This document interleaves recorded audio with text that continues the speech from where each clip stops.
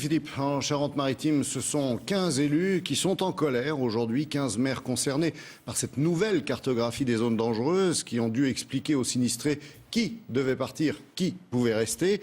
La Charente-Maritime où 595 maisons devront être rasées et où, là encore, les communes vivent des heures difficiles, comme à Port-des-Barques par exemple. Anne-Gaëlle Matoxi.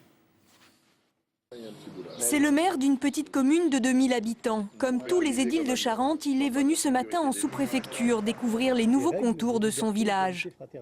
À cette heure, toutes les communes ne sont pas traitées de la même façon. Il est hors de question que j'endosse les habits de la République pour défendre des décisions telles qu'elles ont été prises depuis quelques jours.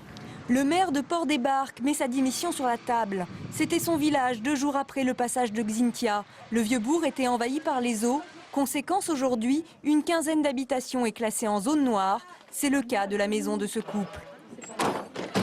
Allez, on s'en va. On a tout perdu, quoi. Et faut tout recommencer notre vie à zéro.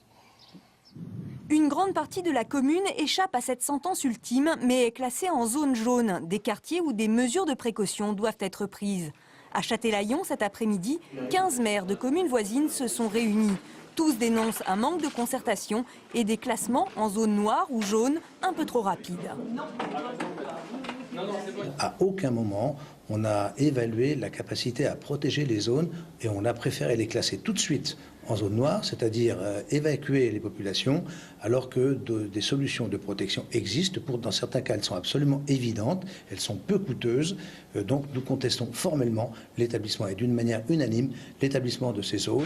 Le maire de Port-des-Barques, lui, était prêt à sacrifier davantage d'habitations, mais à condition d'être associé à la réflexion. Ce soir, son conseil municipal se réunit. L'élu devrait y présenter sa démission. L'actualité de ce jeudi 8 avril en France, ce sont aussi les états généraux consacrés à la violence en milieu scolaire. Après une journée et demie de réflexion,